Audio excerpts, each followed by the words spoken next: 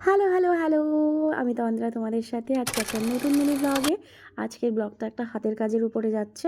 আজকে বানিয়েছি আমি উল দিয়ে ক্রোশিয়ার কাজ করে একটা চোকার। এটা আজকে আমার অর্ডারে ছিল।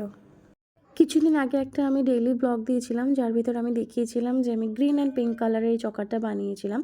তো সেটা দেখেই আমার এই অর্ডারটা পড়েছে। আর ক্রোশিয়ার কাজ তো আমি খুব একটা না বলি না, কারণ এই কাজটা করার জন্য জানি আমি ঠিক সময় বের করে নেব। বলে না, পছন্দের কাজের জন্য সময় ঠিক বেরিয়ে যায়। তো এটাও ঠিক সেরকম। যদিও রাত ১:৩০টার সময় আমি কাজটা করতে বসেছিলাম, আর কাজটা যখন কমপ্লিট করে উঠি তখন ৪টে বাজে প্রায়। কিন্তু কাজটা শেষ করার পরে যে শান্তি, সেটা তো আর সময় তোমাকে দেবে না। তো সেই শান্তিটাই আমার কাছে বেশি মূল্যবান। ক্রোশিয়ার স্টিচটা কিন্তু আমি আমার মায়ের থেকে শিখেছিলাম।